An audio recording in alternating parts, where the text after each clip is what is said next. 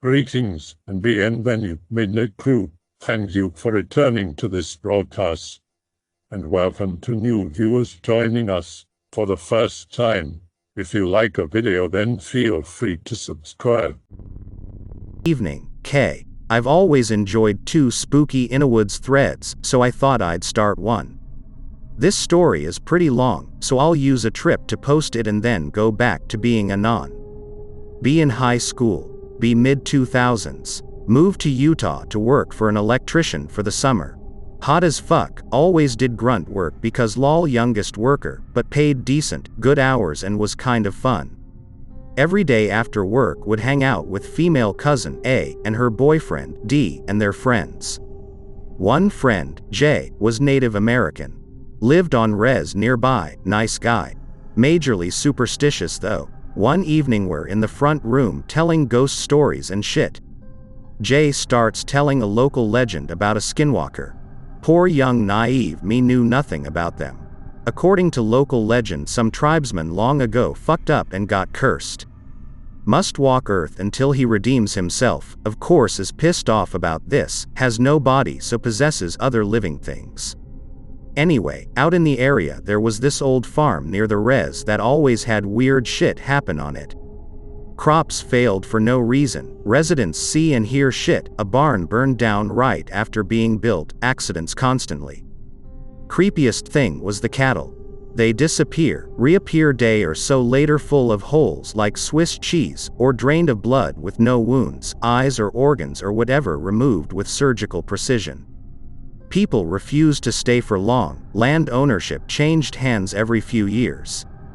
Government eventually bought it, fenced it all off and set up sensors and such, think Area 51 but less aliens and more fry sauce. People on the res always knew if something happened there because the whole damn place would light up like a Christmas tree, alarms and sirens and shit too. So Jay tells us about this and we're all young and stupid and tell him he must take us out there. To get on the res you have to be a Ute or have one sign you on. He of course says FRICKNO, his grandpa told him to stay away from there like the plague. We badger him, promise it'll be quick, just a look and we'll leave. Eventually he relents. Sun had set by the time we left, so I grab a flashlight on the way out. Also grab a 30-30 off of the rack, freaks out. What are you going to do, shoot a skinwalker, if I have to, and I'll get its head mounted afterward you stupid fuck, leave me alone. We get there, was like a 30 minutes drive, A and D acting all antsy the whole time so Jay is on edge. Tells us to stay close, stay quiet and do what he says. We park the Wrangler on the side of a road and hop a cattle fence, walk across a field and through some woods. Thanks to A's incessant bitching I left the rifle in the Jeep, was against my better judgment but what can you do? It's quiet as frick as we head toward the farm, you know, the type of quiet that roars like a jet engine. I start feeling like someone is whispering to me from far away and it's carried to me on the wind. Creep con level raised from weird to definitely unsettling. A and D both absorbed into their phones, dumb shit's too distracted, but Jay still looks somewhere between wary and scared. Kept stopping us and listening and looking before continuing. We clear the woods and reach another field. Halfway across Jay stops and turns around, refuses to go any further. I walk up to him to pat him on the shoulder and tell him it's alright. Reach him and holy shit, it's like I stepped out of a sauna into Antarctica, suddenly cold. A feeling washes over me, can only describe it as unwanted. Seriously, like my mama had told me to go away and never return. Felt like crying, felt dejected. And just as suddenly it was gone. The looks on everyone's faces said they'd felt it too. Creep con level now at too spooky. Jay says we go back, us dumbs hit white teenagers say forward. D wants to look tough for A would follow him anywhere, I'm just an idiot. Jay again relents, in retrospect I wish he'd had more spine. We finish crossing the field. Hit the next tree line, a chain link fence is within view. The second I crossed the line, feelings of anger and rejection slammed me like a sack of bricks. Think back to when you were a kid and just got punished for something you didn't do, that sort of feeling, rage against someone else with no outlet. And then it's gone and I'm what the fucking hard. None of us are moving. I take a few steps forward and boom, more emotions. Fear and hatred, so strong it was bitter in my mouth like dried blood. And then it's gone. Jay is flipping out, whimpering, saying that something was very, very wrong, and we need to leave. And D agree, I do too, but tell them to wait 1 second. You see, as far as I can tell I was a masochist but without the pleasure part. I push forward and reach the fence. Disappointing, really, tall fence without barbed wire, not electrified, a few small buildings and a bunch of stadium lights and shit like that. Just barren and boring, and I'm so overcome by the mev it all that I just turn around and walk away. Walk up to them and tell them we're good to go, they didn't miss anything, and Jay is all finally. We start heading back to the tree line to cross the field where I felt abandoned, and again on that border we all stopped, but this was unplanned, we just all did it in unison without reason. It's quiet, still, unnaturally so, my hackles are up. Moving my head felt impossible, air was physically hard, like a solid, seriously that shit was harder than the ripples of a blind plebeians walking through a fish market. Could feel it pressing against my cheek like a board. To my right something moves and then there it was, a ball of fucking light, hand to God. It was about the size of a basketball, fairly bright but didn't hurt to look at, floated at about waist height. I'm staring at it and it starts getting brighter until I have to squint, but when I look away it goes back to normal. This sounds super happy, but I can only describe it as a ball of emotions. It pulsed 4 times, once for each of us I think. Ball flies off to my left. Stood there for forever, or a few seconds, maybe both. Whoop whoop whoop whoop whoop, we collectively shit our pants as the alarms start going off behind us, lights all over the farm. I looked over my shoulder and was blinded instantly, that's how bright it was.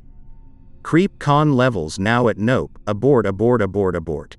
We're hauling ass across the field, I can't see shit, nearly twist my ankle, so I bust out my flashlight, which kind of helps.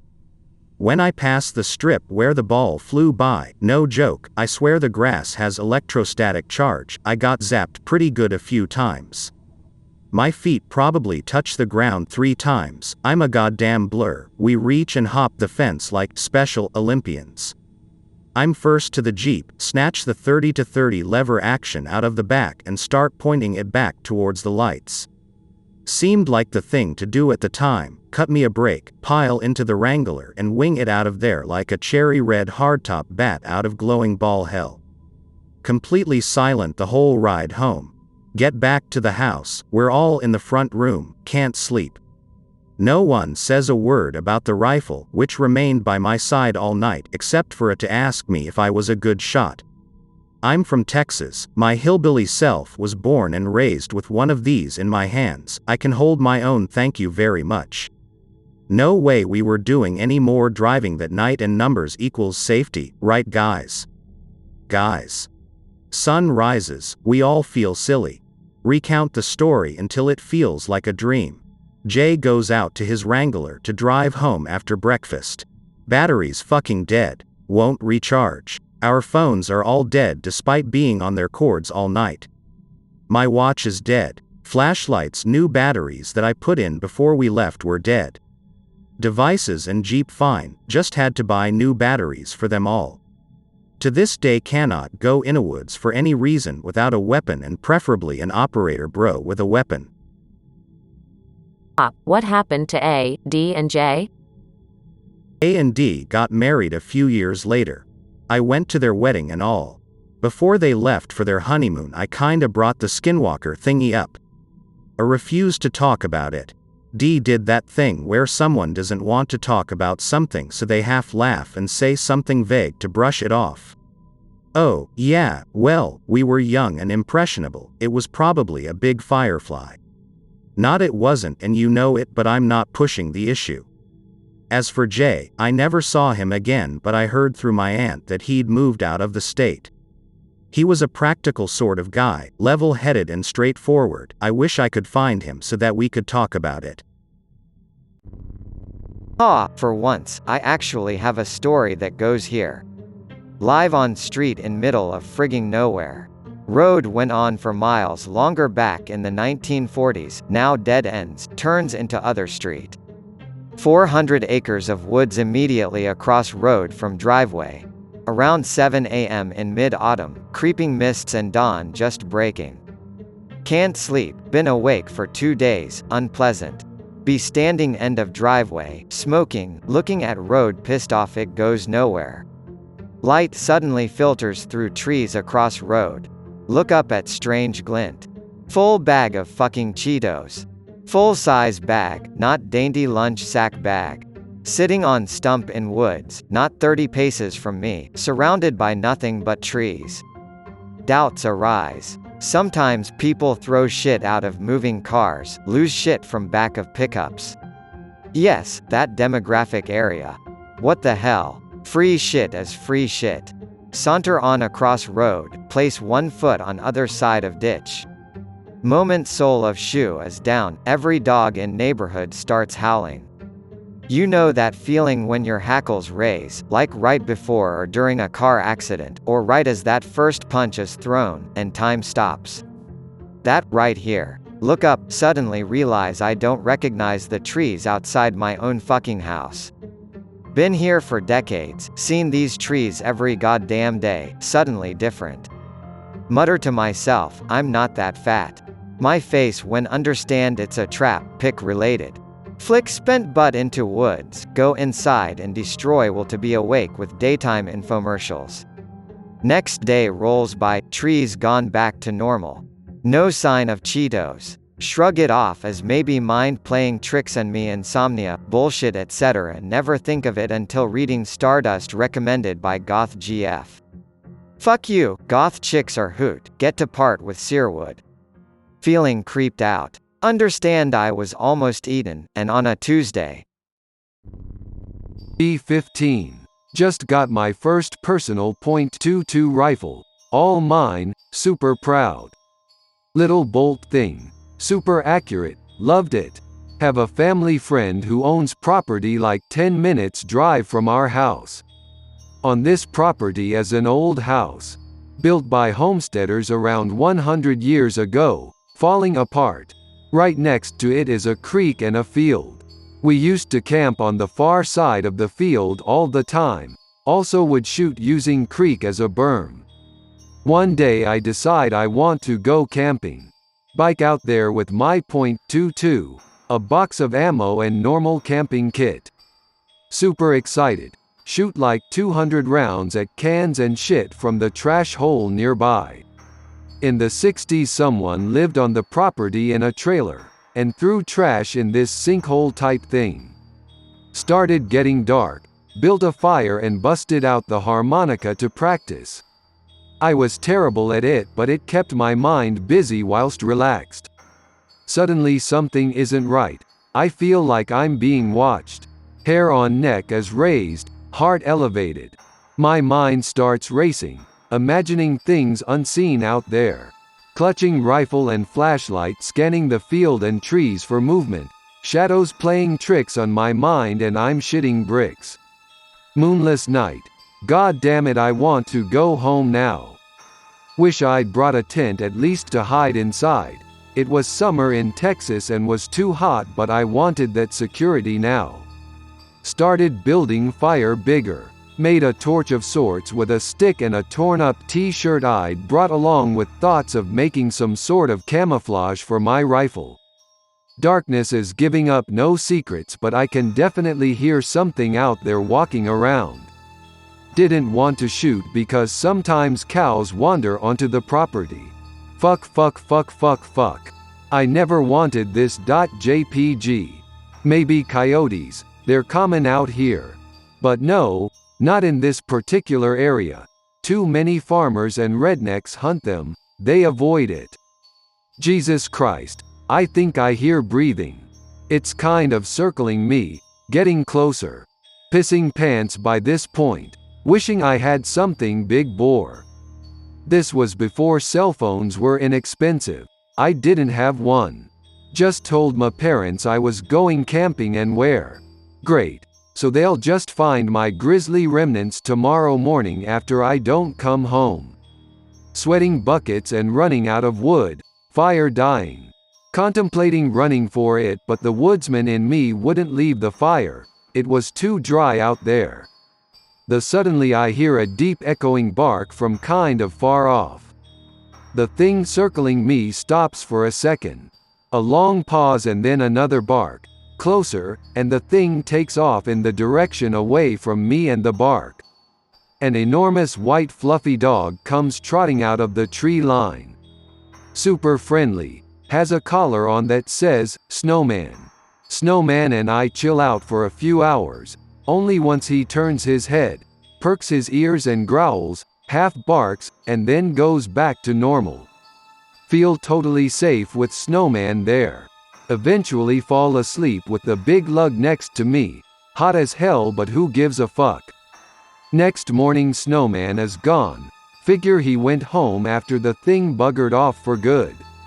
Go home and scrape the brick dust out of my boxers. Next day.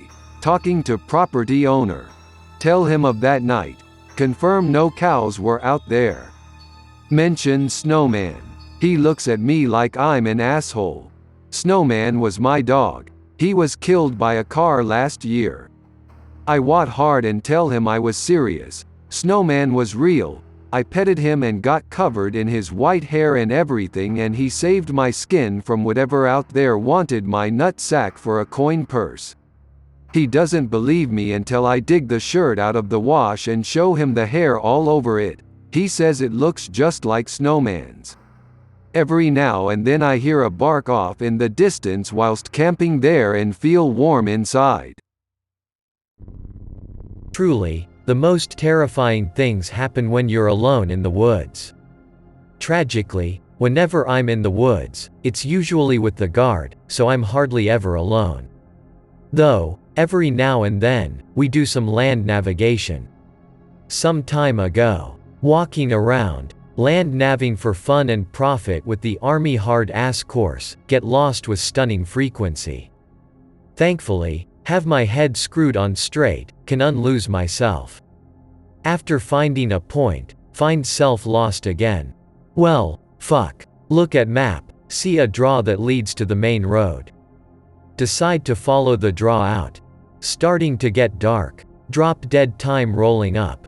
Fuck the rest of my points, it's time for tobacco and MRE rat fucking.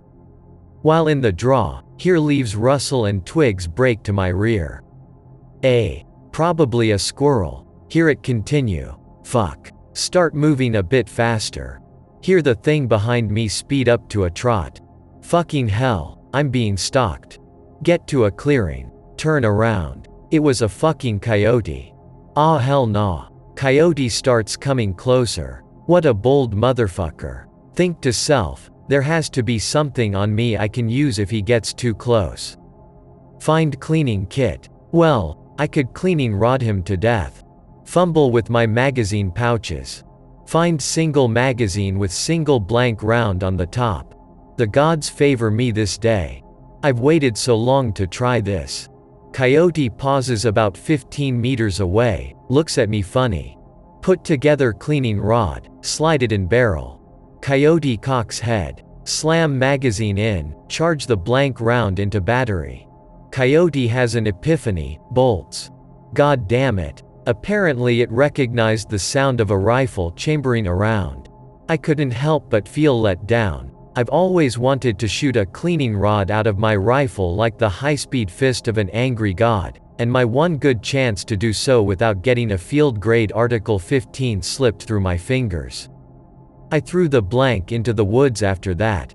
Nature's amnesty box, the forest is. I shall share my spooky story. Not really Innawoods scary, but just creepy in general. A little background info. I live in a very dense neighborhood. Like I said, not Innawoods, but not a city. My home was about 110 years old at the time of the story, and it just looks creepy and out of place where it is. Anyway, me, B14. Regular spring day. Inside playing vidya. I clearly hear Dad outside hammering away at the fence outside. Mom downstairs doing laundry. I can faintly hear her on the phone. Decide to go get more vidya out a box in the adjoining room.